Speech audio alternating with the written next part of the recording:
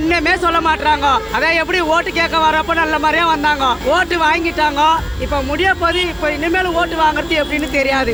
நாங்க செத்தாலும் சாவுறோம், அது வரல நாங்க இங்க தான் இருப்போம். தமிழ்நாடு நினைச்சாவே ரொம்ப அசிங்கமா இருக்கு. தமிழ்நாட்டில் இருந்துட்டு தமிழ் பொண்ணுங்களுக்கே ஒரு பாதுகாப்பு இல்லை. இங்கே இந்த அரசாங்கம் வந்து எங்களை இவ்வளோ பிளாட்பாரத்தில் உட்கார வச்சிருக்காங்க.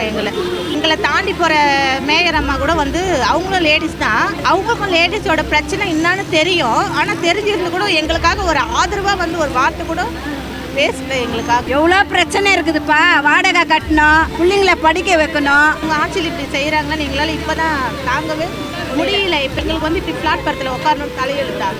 இவங்க வந்து ஏதோ ஒரு 3 நாள் 4 நாள் இருப்பாங்க, 10 நாள் இருப்பாங்க. நான் இங்கே துரத்தி விட்டா போயிடுங்க. ஒருத்தராக கழிக்க மாட்டோம். எங்கள் உயிரே போனால் கூட இதுக்கு தமிழ்நாடு தான் கிடைக்கிற வரைக்கும் நாங்கள் இப்படி தான் எங்கள் எதனா எங்கள் சாவே சாவுன்னா கூட இதில் தான் எங்களுக்கு ஒரு முடிவு தெரியாத போக மாட்டோம். நாங்கள் எங்களுக்கு சும்மா இல்லைப்பா, குப்பை அள்ளுற வேலை, வீட்டு குப்பை ஒரு 2 நாள் ஒரு குழம்பு வீட்டில் வச்சுட்டு திறந்து பார்த்தா எவ்வளோ நாத்தடிக்கும். எவ்வளோ குப்பைங்களை நாங்கள் சகிச்சுக்கிட்டு இந்த குப்பைங்களை அள்ளி போடுறோம். விஸ்பர் நாப்கின் எவ்வளோ கிடக்குது, தேவையில்லாதெல்லாம் ரோட்டில் கிடக்கும். இனிமேட்டு எந்த வேலைக்கு நாங்கள் போகிறது? உங்கள் பிசினஸ் உங்கள் ஏரியாவில் டெவலப் ஆகணுமா? இன்றைய விளம்பரப்படுத்துங்கள். சென்னை எக்ஸ்பிரஸ் நியூஸ் பேப்பரில் கிளாசிஃபைட் ஆட்ஸ், டிஸ்பிளே ஆட்ஸ், சிறிய விளம்பரம் முதல் பெரிய விளம்பரம் வரை அனைத்து கடைகளிலும் வீடுகளிலும் இலவசமாக டிஸ்ட்ரிபியூஷன் செய்து தரப்படும். Always your neighborhood newspaper. For more details 9884597186. எவ்வளோ கஷ்டமாகுது, எவ்வளோ காற்று மழை பார்க்குறீங்க. நீங்களே இங்கேருந்து பார்த்துன்னு தாங்கிறீங்க. எவ்வளோ கஷ்டப்படுற பொம்பளைங்களாம் எவ்வளோ நின்றுக்கின்னு மழையில் நனைஞ்சிக்கின்னு இந்த தார்பாயை பிடிச்சிக்கின்னு எப்படி இருக்கிறாங்க நீங்களே பார்த்துன்னு தாங்கிறீங்க. அவ்வளோ அராஜகம் பண்ணி நிற்கிறாங்க. இங்கே எங்களுக்கு எந்த ஒரு இதுவும் பதிலை சொல்லாமல் உட்கார வச்சுன்னு இருக்கிறாங்க. வெயிலில் மழையில் 3 நாளாக மழை வந்துன்னு தாங்குது. நைட்டு கூட மழை. எவ்வளோ கஷ்டமாக தெரியுமா? இங்கே நைட்டில் பகலும் படுக்கிறது, காலையிலனா வெயிலில், நைட் ஆனால் மழையில் உக்காந்து இருக்க எவ்வளோ கஷ்டமாகுது எங்களுக்கு. பாத்ரூம் கூட இங்கே கஷ்டம். 2 டாய்லெட் தாங்குது. அதில் எத்தனை பேர் போகிறது? 2000 குடும்பம் இங்கே இருக்கிறாங்க. 2000 பேர் இருக்கிறாங்க. 2000 பேர் எப்படி அதில் போக முடியும்? அவ்வளோ கஷ்டமாகுது. ஒரு பதிலும் சொல்லாமல் வச்சிருக்கிறாங்க அவங்க. இப்போ நைட்லலாம் இப்போ எப்படி பண்ணிட்டு இருக்கீங்க? எங்கே தூங்குறீங்க? என்ன பண்ணி? இங்கேயே தான் தூங்குறோம். நைட்டில் இங்கேயோ தான் தூங்குறோம். மழை வந்தால் இப்படியே தான் நின்றுக்கின்னு உக்காஞ்சின்னு இருக்கிறோம். அப்படியே மழை இல்லைன்னா இங்கேயே தான் படுத்துக்கிறோம். கொசு எவ்வளோ கொசு மிக்குது, எவ்வளோ கஷ்டமாகுது. அப்படி இப்படி கூட படுக்கண்ணா ரொம்ப வேதனையாக இருக்குது. ரொம்ப கஷ்டப்பட்டோம் நைட்டோ பகலும். இந்த வேலையை நாங்கள் போராடி வாங்குவோம். அவங்க அராஜகம் பண்ணால் நம்ம அராஜகம் பண்ணணும். அவங்க அமைதியாக இருந்தால் நாங்கள் அமைதியாக அந்த போராட்டத்தை பண்ணி அந்த இது வேலையை வாங்கி தான் தீருவோம். நீங்கள் ப்ரைவேட்டுக்கு போய் தான் என்ன பண்ணுவீங்க? போக மாட்டோம், நாங்கள் போகவே மாட்டோம். எங்கள் பாரதி சார் வாங்கி தருவார் எங்களுக்கு. நாங்கள் இவ்வளோ 11 நாளாக இவ்வளோ உக்காந்துக்கிற மாத்துக்க எல்லாம் உக்காந்து இருக்கிறோம். எல்லாத்துலேயும் நாங்கள் கஷ்டப்படுங்கிறோம். நாங்கள் இவங்க கான்ட்ராக்ட் விடுவாங்க அப்படின்ட்டு நாங்கள் போயிடுமா? நாங்கள் இவ்வளோ நாள் உக்காந்து இருக்கிறோம். நாங்கள் போக மாட்டோம். எங்களை நிரந்தரம் பண்ணி பண்ணுறவரெலாம் நாங்கள் இங்கே தான் இருப்போம். போராடின்னு தான் இருப்போம். இவங்க எங்களை பிடிச்சிக்கின்னு போனால் கூட பரவாயில்ல. நாங்கள் திருப்பி இங்கே வந்து தான் உட்காருவோம். இப்போ மற்ற தொழில் இருக்கிறவங்களும் உங்களுக்கு சப்போர்ட் பண்ணலாம் இல்லையா? பண்ணுறாங்க. 7லேருந்து பண்ணின்னு தான் இருக்கிறாங்க. எங்களுக்கு பண்ணிக்கினே எல்லாருமே பண்ணின்னு தான் இருக்கிறாங்க. மற்ற தொழில் இருக்கிறவங்களாம் வேலைக்கு போயிட்டு தான் இருக்கிறாங்க. ஆமாம், இங்கே வராங்க, இங்கே வந்து எங்களுக்கு உட்காடுறாங்க, பண்ணுறாங்க. மேயர் என்ன சொல்கிறாங்க? மேயர் ஒன்றுமே சொல்ல மாட்டாங்க. நீ வேலைக்கு அதில் போய் சேர்ந்தா சேருங்க. அதான் எப்படி ஓட்டு கேட்க வரப்போ நல்ல மாதிரியாக வந்தாங்க, ஓட்டு வாங்கிட்டாங்க. இப்போ முடிய போது இப்போ இனிமேல் ஓட்டு வாங்குறது எப்படின்னு தெரியாது. இப்போ இப்படியே போயிடுச்சுன்னா உங்களுடைய ஓட்டு நீங்கள் யாருக்கு பார்ப்பீங்க? அது அவங்க நடத்துக்கிற இது. ஏன்னா அவங்க இனிமேல் எங்களுக்கு நிரந்தரம் பண்ணாங்கன்னா அவங்க தான் முதலமைச்சர். எப்பயுமே அவங்க தான் முதலமைச்சர். ஏன்னா எங்கள் வாழ்வாதாரம் நல்லதாக பண்ணுறாங்கன்னு முதலமைச்சர் ஆக்குவோம்.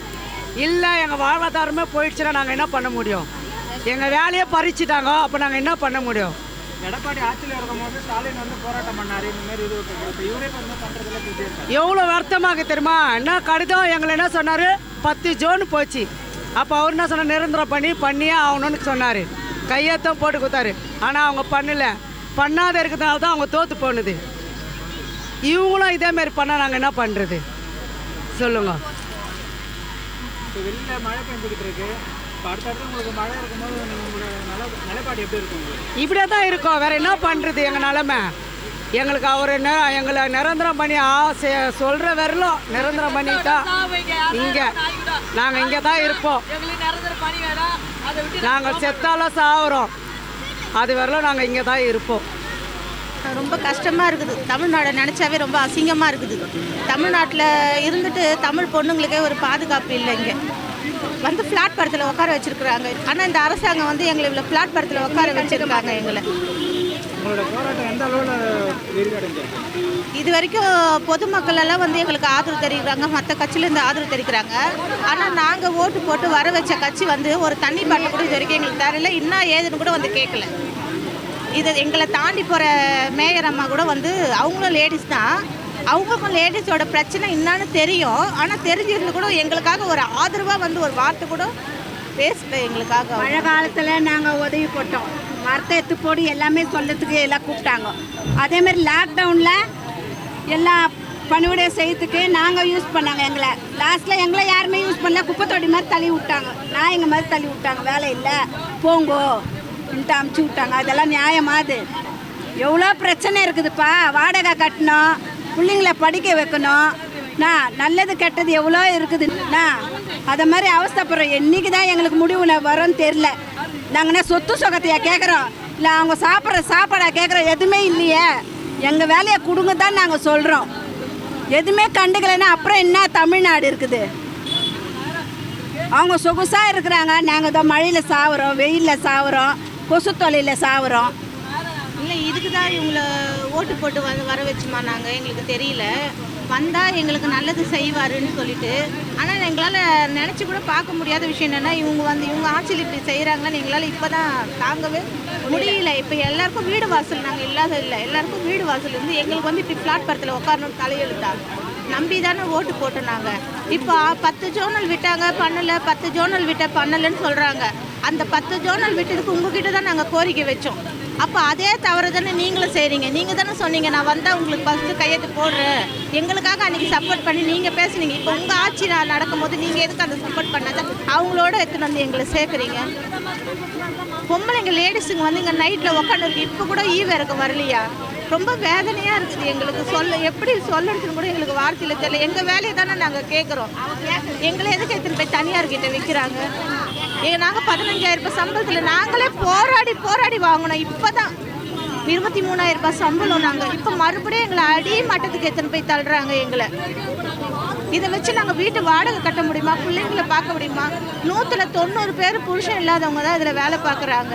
இதை வச்சு எந்த குடும்பம் பண்ண முடியும்? நீங்களே இப்போ பார்க்க கூட முடியல. எனி செத்தா பெருக்குறவங்க வேணாம். கமிஷனர் வராருன்னா நாங்கள் தான் எங்களை தான் கூப்பிடுவாங்க. பெருக்குறவங்களை எல்லாத்துக்கும் எங்களை கூப்பிட்டாங்க. லாஸ்ட்டில் எங்களுக்கு இந்த மாதிரி முடிவு தானா? நடுத்தரில் நிற்கிறதுக்கு தானே எங்களை இது பண்ணீங்க. எல்லா பிரச்சனை தான்ப்பா. தரையில உட்காந்துட்டு இருக்கோம், கொசு கடிச்சு உடம்பு ஆயிடுது. இப்போ பாக்குறீங்க எங்களால கலகுனா கூட எங்கேயுமே பாத்ரூம் இல்லை. இந்த மழையில எங்களால நிக்க முடியல, அதை உட்கார முடியல. ஒருத்தருக்கு வேலையில வந்து இருக்கிறாங்க. இந்த வேலையில வந்து இவ்வளோ பிரச்சனை வந்துச்சு, எங்களுக்கு டஸ்ட் அலர்ஜி ஆயிட்டு. ஆனால் பரவாயில்ல போடா நமக்கு வேலை இருக்குதுன்ட்டு எதுவுமே நாங்கள் பண்ணிக்கல இந்த வேலை நம்ம. ஆனால் இவ்வளோ உடம்பு பாதிக்கப்பட்டு இப்போ ஒன்றுமே இல்லாத இந்த வேலையில் வந்துட்டு வெளியே போங்கன்னு சொல்கிறாங்க. ஒரு நாள் 2 நாள் 15 வருஷம் உழைப்பு எங்களுக்கு. ஒரு தனியார் கம்பெனியில் செஞ்சிருந்தா கூட எங்களுக்கு அதனால் ஒரு பிஎஃப் வந்துருக்கும். இதில் ஒன்றுமே கிடையாது. எங்களுக்கு தெரியலையே. நமக்கு என்ன தெரியும்? அந்த அளவுக்கெல்லாம் நமக்கு என்ன தெரியும்? நாங்கள் வரோம், ரோட்டில் குப்பை அள்ளுற வேலை செய்கிறோம், பெருக்கிறோம். எங்களை வந்து இந்த அரசாங்கம் வந்தால் நமக்கு ஒரு நல்லது நடக்க தான் செஞ்சோம். ஆனால் எங்களை இப்படி தனியார்கிட்ட தள்ளி விடுவாங்கன்னு எங்களுக்கு தெரியலையே.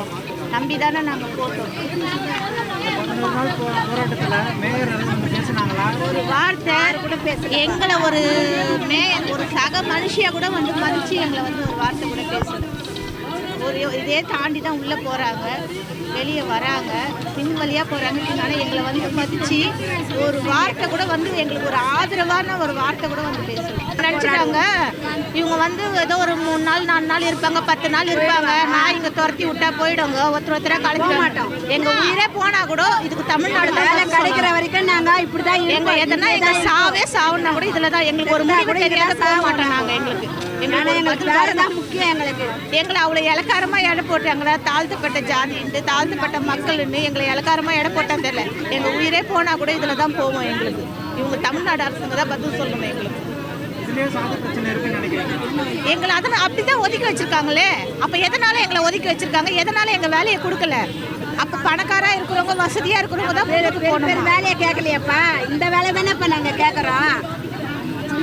பெரிய வேலை கேட்டாலும் பரவாயில்ல, இந்த சின்ன வேலைக்கே நீங்கள் கொடுக்க முடிய மாட்டேங்குது. உங்களால் செய்கிற வேலையே நீங்கள் தட்டி பறிச்சிட்டீங்களே.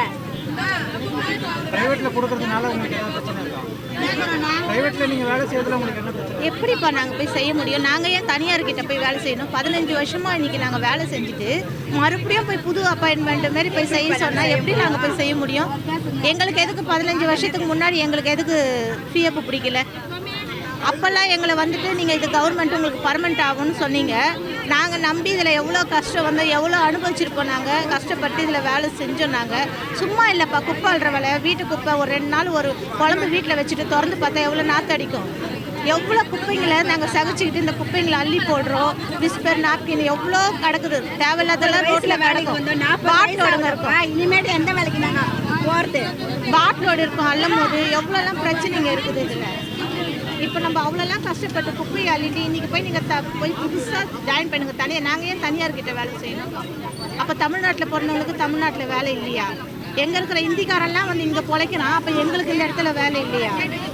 சொல்லுங்கள். எங்களுக்கு இந்த தமிழ்நாட்டில் பிறந்துட்டு இதுக்கு தான் நாங்கள் ஓட்டு போட்டு வர வச்சோமா? எங்களுக்கு வந்தால் நல்லது செய்வார்.